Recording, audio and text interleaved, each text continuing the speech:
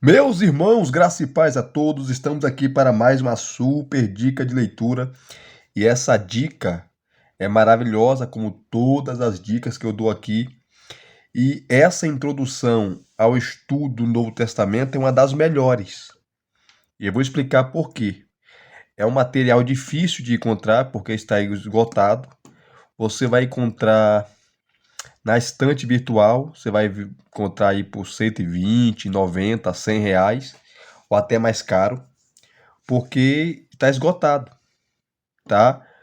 E Broados, David Hale, Broads, ou não sei se é Broados que fala, né? Uns falam Broados, mas não é Broados, né? Broados, David Hale. Se eu pronunciei errado, perdão, tá? É o nome, né? O David Hale é até bonito, mas Broads é feio. Não é bonito não. E daqui a pouco eu vou mostrar quem é esse camarada. Essa introdução é maravilhosa, livro a livro do Novo Testamento, ele vai explicando, a introdução dele, tá? É maravilhosa, é espetacular. Eu vou mostrar para vocês. E abrindo aqui para vocês verem, antes de começar, eu vou mostrar as páginas, né? Que muitos de vocês perguntam, mas quantas páginas? Lembrando, ó, capa dura, tá bom? Ó, capa dura. Vamos aqui no final. São 485 páginas, tá? 485 páginas para vocês. Vamos ver aqui. Essa é a edição revisada e ampliada, tá? De 2001. Só que essa obra vendeu tanto que você vê aqui, ó. A primeira edição é de novembro de 2002. Aí depois de 2005 teve repressão, 2007 teve repressão, abril de 2009 teve repressão e a última repressão foi de abril de 2011. Para você ver que não é uma obra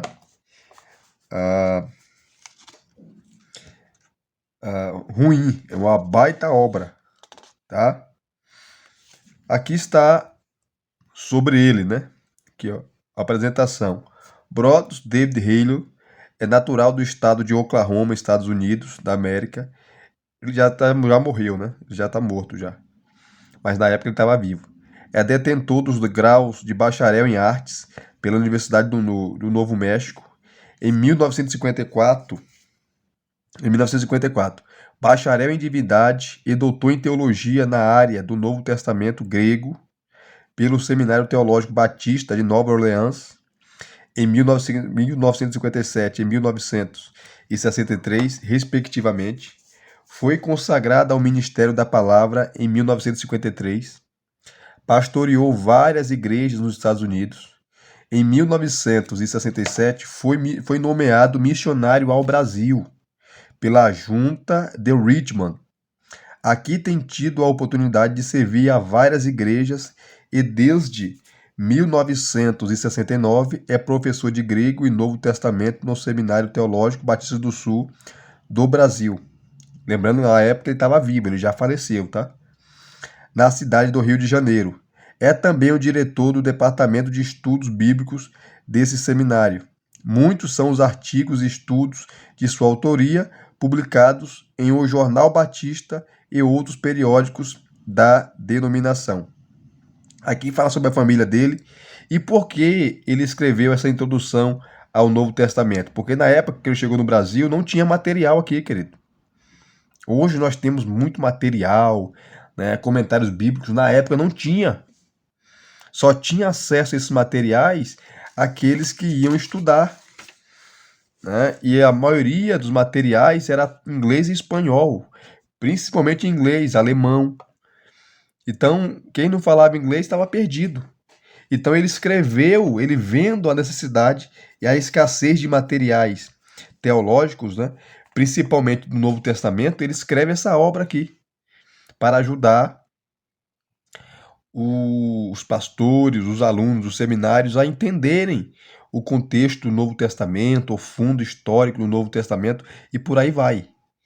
Então, vocês verão que essa obra é uma das melhores introduções, sem dúvida, ao Novo Testamento. Novo Testamento fantástico, fantástico, maravilhoso. Brothers, David Haley deixou um legado maravilhoso. Aqui está o sumário. Deixa eu tirar um negocinho aqui. Aqui, ó. Aqui está o sumário. Ele começa com o fundo histórico do Novo Testamento, depois o cânon e o texto do Novo Testamento, o problema sinótico, isso aqui é maravilhoso. Aí vem, né, o Evangelho segundo Marcos, Mateus, Lucas, João, Atos, a introdução às epístolas de Paulo, aí vem ele vai dar uma introdução maravilhosa em todas as epístolas de Paulo, livro a livro, tá? É livro a livro do Novo Testamento até as epístolas, ou até o Apocalipse, tá? Até o Apocalipse. Vocês estão vendo aí, ó. Aqui no final, deixa eu mostrar para você. Ele vai te dar umas tabelas, show de bola. Deixa eu correr aqui, pera aí, só um minutinho. No final você tem um apêndice, tá? Aqui, ó, o apêndice. Vamos lá. Aqui tem o índice remissivo dos assuntos que ele trata. Então aqui, ó, amanuense, que era o copista, o secretário. Aí você vai nas páginas 136, 196, 203, está aqui as páginas que você pode encontrar essa palavra amanuense. O apêndice ao quarto evangelho, que é João. Aí você tem as páginas aqui, ó. 140, 141, 145, 146 e 150. E assim vai. Né? O índice remissivo é de A a Z. Aí, cadê aqui, ó? Vamos continuar aqui. Que é a letra C. Aí você procura a letra e a palavra que você quer. Você vai na letra e na palavra e você vai na página que ele está direcionando para você. Tá? Aqui a letra E. E assim vai. Tá? Esse é o índice remissivo. Deixa eu correr aqui. Letra N. Vamos lá. Aqui, ó. Nomes no mundo moderno. Que é os nomes, né? Os camaradas. Os teólogos. Aqui você vê, ele vai te dar uma lista dos Césares romanos, dos imperadores, tá? Que envolve o contexto do Novo Testamento e depois do Novo Testamento, né? Aqui você tem Augusto, Tibério, Calígula, Cláudio, Nero, Galba, Otto, Vitélio, Vespasiano, Tito, Domiciano, Nerva, Trajano e Adriano. E aqui os anos, né? Que eles governaram. Aqui você tem uma lista dos procuradores romanos da Judéia, tá? Olha só que maravilha. Copônio, Marcos Ambívio, Antônio Grato, Pôncio Pilatos. De 36 a 44 ficou sem procurador. Herodes Agripa I tornou-se rei da Judéia. Em 41 ele recebeu toda a Palestina como reino. Após a sua morte, Herodes Agripa II recebeu como rei a herança de Filipe, Judéia, Galiléia, Samária, Pérea, voltando sob procuradores. Aí no ano 44, volta de novo os procuradores romanos, né? Cúspio, Fádio, Tibério Alexandre. Aí você tem os nomes dos camaradas. Todos eles, né? Até a destruição de Jerusalém em 70. Aqui você tem um quadro maravilhoso da família real de Herodes o Grande, primeiro da dinastia, né? Que construiu o templo pegou o templo de Zorobabel e expandiu, né? E construiu ali aquele templo suntuoso, maravilhoso, que foi destruído no ano 70. Então está aqui, a família real de Herodes, o Grande no Novo Testamento. Começa por ele, que teve um reinado longo, né? Mais de 40 anos. Aí você tem os filhos dele, alguns ele matou, que ele era um louco, né? Tinha uma sede por poder terrível, matou seu filho, matou a sua esposa Mariane, tá? Era doido, mas era um excelente construtor, Herodes. E quem colocou ele foi Roma, né? Inclusive Cesareia Marítima, ele que construiu, em homenagem a César, o imperador. Aí você tem aqui, ó, os filhos dele, tá? Os netos, o bisneto e por aí vai. Aqui você tem, ó, o testamento final de Herodes o Grande, tá? Arquelau como rei da Judéia, Samaria, ou Samária, né? E Idumeia, Herodes Antipas como tretarca da Galileia e Pérea, Herodes Filipe de Cleópatra de Jerusalém como tetrarca de Tureia, Traconites, Gaulanites, Auranites e Bataneia, que ó, 4 das 10 esposas de Herodes o Grande. Cleópatra de Jerusalém, Mariane, que ele matou, Mariane, filha de um sumo sacerdote Simão, Maltace de Samaria. Então veja que obra maravilhosa, queridos. Maravilhosa. Né? E Maltace de Samaria, né? São as 4 principais esposas. E aqui você tem uma tabela, tá, do dinheiro do Novo Testamento grego, tá? Que você tem, ó, dracma, que você tem quadrantes, assária, denária, e tem os textos mostrando sobre essa moeda, né? 4 listas, as 4 listas dos 12 apóstolos nos evangelhos, ou melhor, a Mateus, Marcos e Lucas, os sinóticos, e Atos, capítulo 1, versículo 13, a lista dos apóstolos, tá? E aqui acaba o apêndice, né? Maravilhoso. Voltando aqui, queridos. Opa, chegamos aqui, ó. Ele começa com o fundo histórico do Novo Testamento, tá? E aqui é maravilhoso, porque, ó, ele vai começar, ó, algumas coisas que são aceitas como verdadeiras no Novo Testamento, para as quais é necessária uma explicação, são as seguintes. Ele vai te dar 10 coisas. A situação política, domínio romano, as divisões da Palestina. Segundo, a dispersão judaica, chamada também de diáspora judaica, que eram os judeus que viviam fora da Palestina, fora de Israel. Então você tem aqui a dispersão judaica, judeus em cada cidade principal do Império Romano. Terceiro, uma sociedade urbana. Quarto, a língua grego e aramaico, inclusive Jesus falava aramaico, tá? Hebraico limitado aos eruditos. Quinto, exclusivismo judaico. Sexto, ênfase sobre a Torá. Quarto, ou melhor, sétimo, o sinédrio. Oitavo, a sinagoga e a escola. Nono, seitas religioso-políticas. Saduceus, fariseus, essênios, escribas, zelotes, herodianos e zadoqueus. Décima, literatura extracanônica, apócrifos e pseudepígrafos. Maravilhoso, né? Aqui tem mais, ó. São 21. Tradição oral, fim da idolatria. Aí você vê aqui, ó.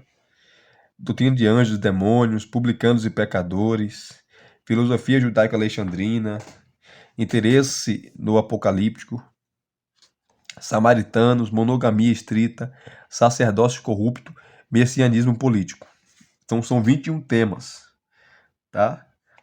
Que o Novo Testamento traz. Aí ele começa aqui, ó, a história.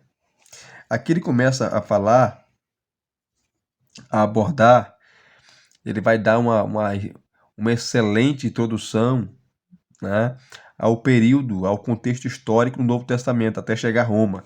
Então ele trata aqui, ó, o período persa, tá? Fala do Império Assírio, fala do Império Babilônico, tá? Maravilhoso. O período grego, com Alexandre o Grande, tá? O período romano, que é o período macabeu ou asmoneu, né, que é aquele 400 anos de silêncio de Malaquias a Cristo, que aconteceu tudo isso, né? E é onde o livro de Macabeus, o primeiro Macabeus, foi escrito, que é um livro que é muito bom em relação à história. Aí você tem o período romano, que começa aqui, ó. Ele vai falar sobre o Herodes o Grande, né, a Palestina ali. Tá? Desenvolvimentos religiosos, né, o surgimento das instituições, como a sinagoga e por aí vai. O templo, o sinédrio, os grupos religiosos, os fariseus, os saduceus, os zelotes, essênios, herodianos, zadoqueus, tá?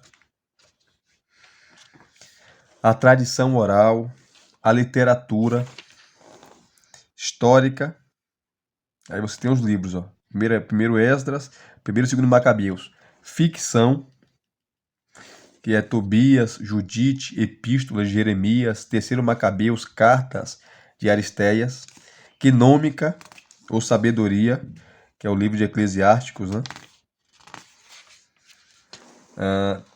Testamento dos 12 Patriarcas, Sabedoria de Salomão, Salmos de Salomão, livros dos Jubileus, Oráculos Sibilinos, quarto Macabeus, Oração de Manassés, Assunção de Moisés, livro de Baruque, adições ao livro de Daniel, adições ao livro de Esté. Aí você tem um gênero apocalíptico, só a introdução. Olha que maravilha. Né? Aí você tem o livro de Enoque, né? O famoso livro de Enoque, o livro dos segredos de Enoque, o segundo livro de Baruque, quarto Esdras, os livros de Adão e Eva, filosofia judaico-alexandrina, Filo, Flávio Joséfo, tá? E aqui você tem no final sempre a bibliografia que ele consultou. Aí ele trabalha as fontes primárias, tudo em inglês, tá? Infelizmente. Para mim que não leio inglês, não leio inglês, é complicado, porque eu não tenho nem dinheiro para comprar e também também não sei ler inglês, fontes secundárias. E aqui ele começa a parte 2 com o cânon e o texto do Novo Testamento. Essa parte é extraordinária. Porque ele vai te dar uma introdução maravilhosa, é uma aula sobre o Novo Testamento, tá? O cânon e o texto do Novo Testamento. Ele começa falando das coleções antigas, como foi compilada as cópias do Novo Testamento, né? O aparecimento de um cânon, ele fala do cânon muratoriano, enfim, ele vai trabalhando tudo isso. Tá? Trabalha a patrística, os pais da igreja, aqui ele vai trabalhar a fixação do cânon do Novo Testamento, citando Orígenes. Vocês estão vendo aqui, ó, Eusébio de Cesareia, Atanásio, tá? Grande bispo Atanásio, chamado de o Anão Negro pelos seus amigos, pelos seus inimigos. Foi por 45 anos bispo primaz ali de Alexandria. Princípios para a seleção, tá? Aí você tem o texto do Novo Testamento, que é mais a crítica textual que ele vai trabalhar, os materiais, os autógrafos, que foram os livros originais, né? Ou as cartas que saíram da mão de Paulo, de Pedro, de João, que se perderam. Não temos mais o original. Aí quando a pessoa fala, vamos aos originais, não existe os originais, queridos. O que existe são os textos de origem, são as cópias. Os originais se perdeu. Aí você tem aqui, ó, o estilo de escrita do Novo Testamento, né? Fontes para a crítica textual, os manuscritos gregos, os fragmentos de papiro. Veja que maravilha, né? Aqui ele vai falar dos códex sinaíticos, vaticanos, alexandrinos e por aí vai. É de Beza. Ó, classificação dos manuscritos, tá? Veja que introdução, por isso que é considerada uma das melhores introduções ao Novo Testamento. Tá? O uso da crítica textual, a evidência interna, evidência externa, evidência interna, tá? Que você tem um diagrama que ele vai mostrar os desenvolvimentos, os autógrafos, né? Que são as cartas originais que se perderam, o Novo Testamento que se perdeu, as cópias dos autógrafos, as cópias do autógrafo, cópias com influências geográficas. Esses dois grupos teriam os precedentes como um ancestral comum. Todos provêm do autógrafo, né? Dos originais. Aqui você tem mais um quadro maravilhoso aqui, ó, sobre os originais, tá? Aqui ele vai te dar o procedimento apropriado da textual, que é a afirmação do problema, elaborar o aparato crítico, enfim, como se estudar, né? A crítica textual. E aqui ele termina com a bibliografia, sempre, né? Ele vai terminar com a bibliografia, tá? A parte 3, ele vai trabalhar o problema sinótico. Mateus, Marcos e Lucas. Que é um problema mesmo, né? Que é insolúvel. Ninguém resolve esse problema sinótico. E aqui ele vai trabalhar, ó, definição do problema sinótico. Que ele fala, o problema sinótico entra em foco quando a seguinte estatística é observada. Entre 94% e 95% do Evangelho de Marcos é reproduzido em Mateus e Lucas. Dos 661 versículos contidos em Marcos, todos, exceto cerca de 30 versículos, né, são encontrados nos outros dois sinóticos, Mateus e Lucas. A substância de 606 versículos pode ser encontrada em Mateus, correspondendo a 500 por causa de diferente disposição do conteúdo. Lucas reproduz cerca de 320 versículos de Marcos, incluindo 24 que Mateus não usou. Isto significa que dos 661 versículos contidos em Marcos, somente 30 não aparecem nos outros dois sinóticos, né? Quem pesquisou isso foi o Elstikos. Aqui está uma introdução ao estudo dos evangelhos. Tá? Escreveu essa obra em 1875. Aqui ele trabalha as peculiaridades, né? As coincidências dos evangelhos sinóticos, né? Mateus, Marcos e Lucas. Depois ele vai trabalhar a redação, como a crítica da fonte, a tradição oral, a teoria de dois documentos, né? Porque aí ele vai trabalhar aqui também a fonte que. O que é a fonte que, ou o evangelho que, é hipotético, nunca foi encontrado, mas o evangelho que continha o Sermão do Monte, que Mateus e Lucas copiou, porque a fonte que foi a fonte também, uma das fontes que tanto Lucas como Mateus usaram, a fonte que, e continha as parábolas de Jesus, continha as pregações de Jesus, os milagres de Jesus, e Lucas usou. E Mateus também usou a fonte que, o Sermão do Monte, o famoso Sermão do Monte, né? Enfim, então a teoria dos dois documentos.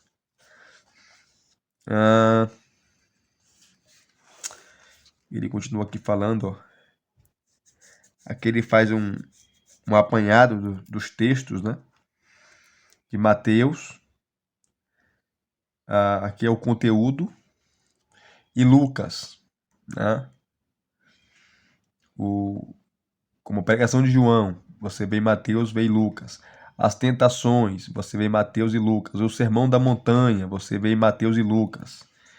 A oração do Pai Nosso também. Ansiedade por bens materiais. Sermão da montanha 2. Que Mateus está mais completo, né? Enfim, então ele faz um paralelo. Então, essa é a famosa fonte Q. Porque Mateus não conversou com Lucas, não conheceu Lucas. E como os dois vão escrever praticamente a mesma coisa, se nunca se viram ou se conheceram. Por isso que esse argumento da fonte Q, que é Quelle, que é a expressão Quelle em alemão, que significa fonte, era um documento que eles usaram para escrever os seus evangelhos. Então, a fonte Q é defendida por muitos eruditos, né, do Novo Testamento. E aqui ele continua falando da teoria também de documentos múltiplos, de outros documentos que eles fizeram ou tiveram uso, né? Que ele dá as conclusões. Ele vai falar da crítica da forma. É muita coisa, queridos. Por isso que eu falei, é uma das melhores introduções ao Novo Testamento. Fantástica, fantástica, maravilhosa. Que ele compara os sinóticos, tá?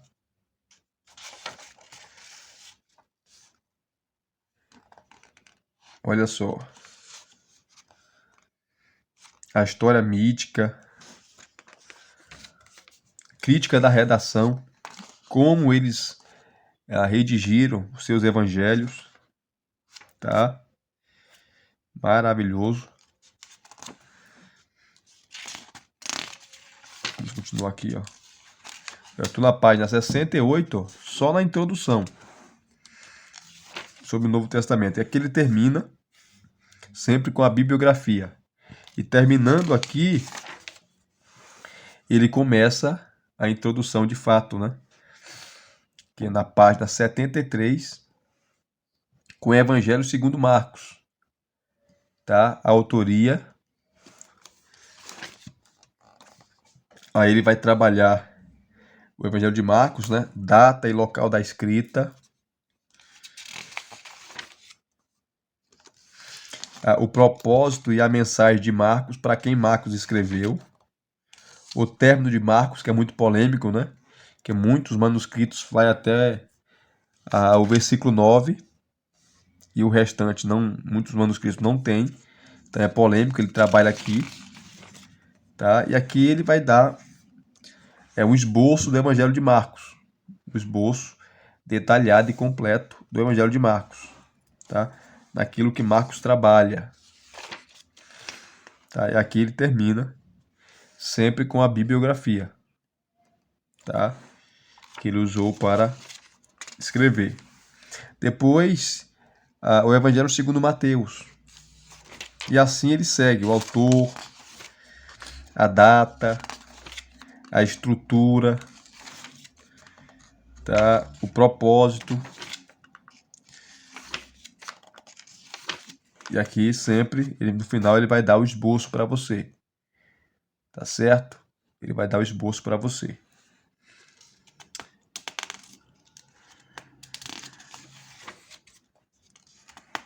Depois do esboço, sempre a bibliografia. O Evangelho segundo Lucas. Olha como ele começa falando do Evangelho de Lucas. É quase universalmente admitido que o terceiro Evangelho é um dos mais belos livros já escritos. A extensão e comumente ampla de vocabulário, a excelência da gramática e a alta qualidade do estilo mostram que a obra de Lucas é digna de ocupar um lugar respeitável entre os gigantes literários de todos os tempos. O prefácio, capítulo 1, de 1 a 4, foi chamado de uma perfeita joia da arte grega. Não há somente beleza do ponto de vista literário. Também encontra-se em Lucas o que não pode ser encontrado nos outros evangelhos. As notas dominantes de alegria, ação de graças, proeminência dada às mulheres, ênfase no Espírito Santo, as imortais parábolas do filho pródigo e do bom samaritano. Tudo forma uma perfeita combinação para fazer deste o mais belo dos evangelhos. Que maravilha, né? A unidade literária de Lucas Atos, que é um livro só, depois que se dividiram, depois que foi dividir os livros da Bíblia, né, o cânon, aí dividiram, mas era um livro só. Atos é a continuação de Lucas. O Evangelho de Lucas ele vai trabalhar a questão da igreja, né? O começo da igreja ali. Maravilhoso, né? A autoria lucana. Depois ele vai pegar aqui, olha só, a data, fontes que Lucas usou. Olha o que ele vai falar, ó. No prefácio de seu evangelho, Lucas afirma explicitamente que não foi uma testemunha ocular do ministério de Jesus, que não foi um participante nos acontecimentos que descreve no terceiro evangelho. Por esta razão, ele dependeu de informações colhidas de outras fontes. Lucas diz, sim, que outros já haviam empreendido a tarefa de reduzir a uma narrativa escrita a tradição entregue à igreja por testemunhas oculares e pelos servos da palavra. Lucas não identifica quais eram esses documentos mais antigos, nem quem os compôs. Aqui a crítica literária auxilia na determinação das várias fontes escritas ou orais usadas na composição do terceiro evangelho. Estas em Lucas podem ser divididas em 4 categorias de fonte. Primeiro, Lucas usou Marcos. Segundo, a fonte que, ou o evangelho que, aonde continha esse evangelho que nunca foi encontrado, né?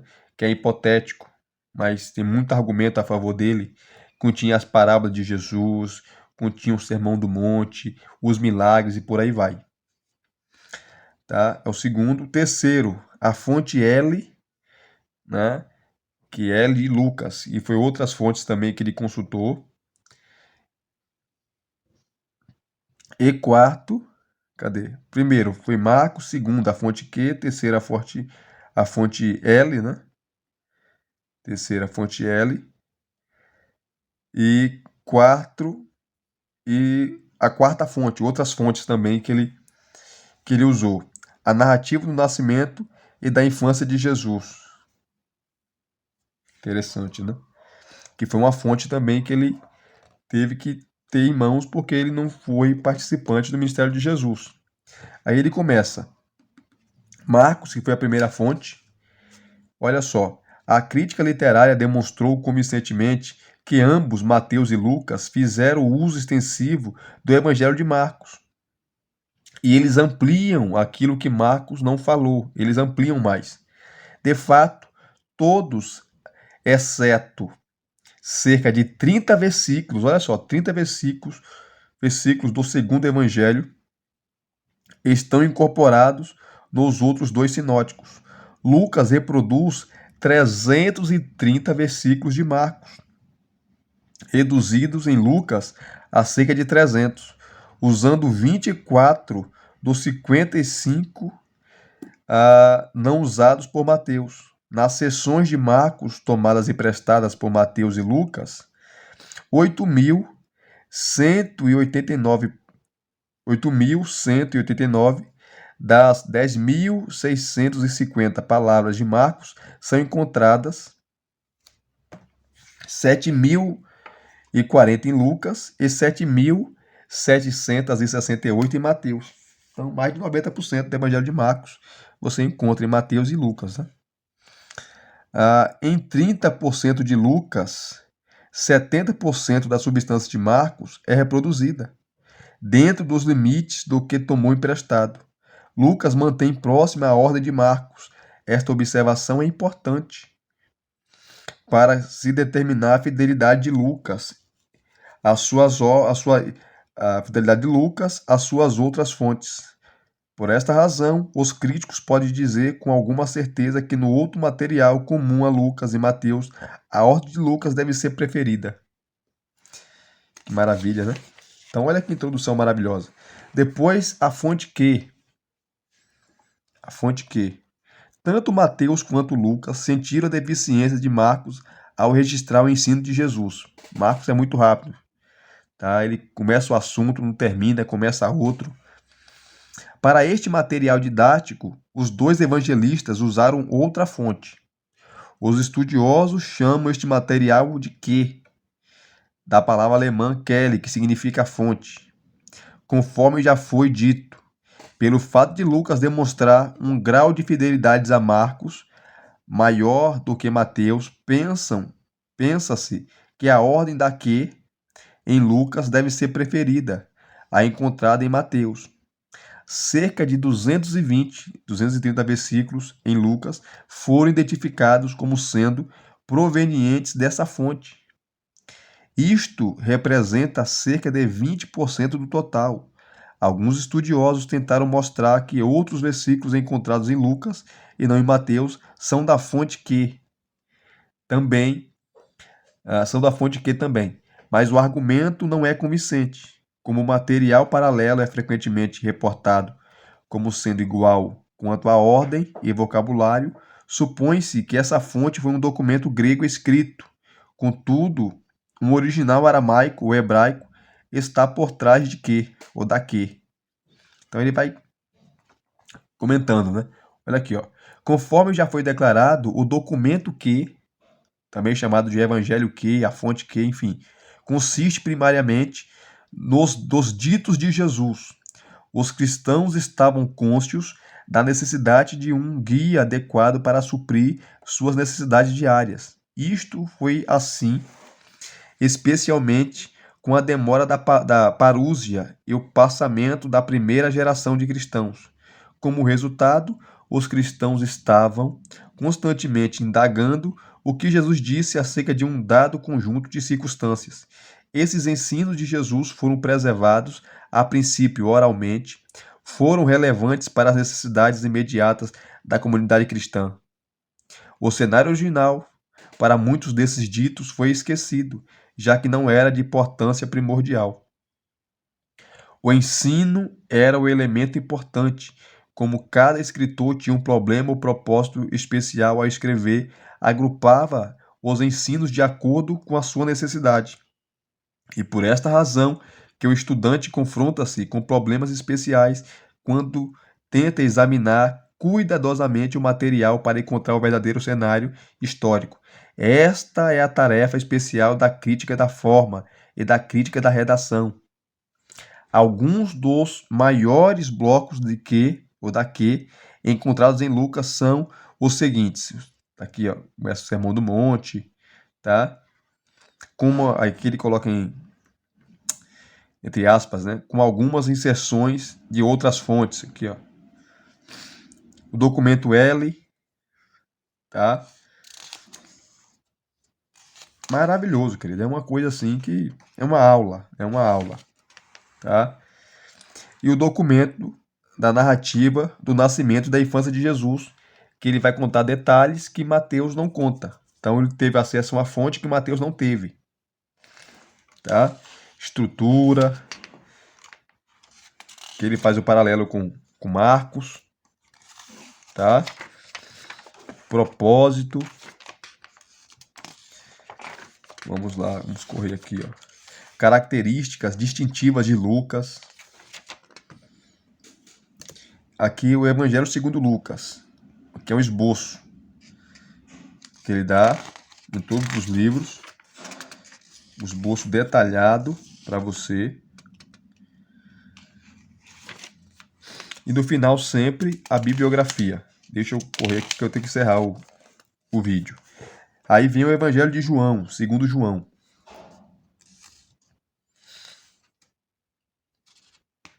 Ele fala que se Lucas é o Evangelho ou é a mais bela obra literária da Bíblia, João é a mais sublime obra também, né? Que é o Evangelho que traz Jesus como Deus. Que ele vai trabalhar a autoria e por aí vai, tá? Depois aqui, ó, você tem Atos dos Apóstolos, que ele vai trabalhar também de maneira fantástica, o livro de Atos, que também foi Lucas que escreveu, tá? Lucas era especialista, né, em escrita, as fontes que Lucas usou para escrever o livro de Atos, e por aí vai. Depois ele vai pegar aqui, ó, por exemplo, deixa eu pegar aqui a carta aos Coríntios. Então ele trabalha todo o conteúdo dos livros, né, do Novo Testamento. Quem escreveu, para quem escreveu, as fontes. Como aqui, ó, a primeira e a segunda epístolas de Paulo aos Coríntios. Ele sempre começa com uma introdução, nesse caso, sobre a cidade de Corinto, tá? Depois ele vai trabalhar a igreja em Corinto, uma história da correspondência coríntia. Paulo escreveu aí 4 cartas para essa igreja. A igreja mais problemática que o apóstolo Paulo fundou, trouxe muitos problemas para Paulo. Aqui ele começa a trabalhar a primeira epístola de Paulo aos Coríntios. Autor, ocasião, data e por aí vai. Aqui, ó, deixa eu pegar para vocês. Vamos lá, ó. Talvez o seguinte quadro solidifique a informação conhecida acerca da correspondência dirigida à igreja em Corinto. Olha só. Paulo escreveu uma carta anterior à igreja em Corinto, referida em 1 Coríntios capítulo 5, versículo 9. Essa seria a primeira carta. E a primeira carta, na verdade, seria a segunda carta. Alguns creem que 2 Coríntios capítulo 6, do versículo 14 até o capítulo 7, versículo 1, preservam a parte dessa carta. Paulo escreveu a primeira epístola aos Coríntios, canônica, em 54 ou 55 depois de Cristo, após receber informação acerca da igreja em Corinto, de representantes, bem como por uma carta enviada pela igreja. Terceiro ponto aqui, ó. Paulo fez uma visita dolorosa a Corinto. Tá? 2 Coríntios capítulo 2, versículo 1, capítulo 12, versículo 14 e capítulo 13, versículo 1. E sua autoridade foi rejeitada. Ao retornar a Éfeso, ele escreveu uma carta áspera. Você pode encontrar aqui 2 Coríntios capítulo 2, versículo 3, versículo 4, versículo 9, e o capítulo 7, versículo 12. E enviou-a por intermédio de Tito. Quarto ponto.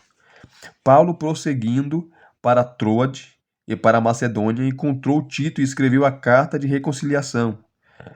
Que é a nossa segunda epístola aos Coríntios, canônica, no ano 55 depois de Cristo. Interessante, né? Então ele detalha de maneira maravilhosa, né? Cada livro do Novo Testamento, quem escreveu, para quem escreveu, as fontes e por aí vai, o contexto. Então ele vai te colocar no mundo do Novo Testamento. É maravilhoso. Essa é uma das melhores introduções ao estudo do Novo Testamento, do Brodus David Hale. Esse cara viveu no Brasil. Feliz foi aquele que teve aula com ele, viu? Porque era um doutor em Novo Testamento, né? Grande estudioso do Novo Testamento. E se vocês gostaram de mais uma super dica de leitura, deixe aqui nos seus comentários, deixe o seu like, comente mesmo, querido. Comente se você gostou, se você não gostou, enfim. Se inscrevam no canal se você não é inscrito e acionem o sininho para receberem todas as notificações. Graça e paz mais uma vez. Muito obrigado a todos. Até as próximas indicações.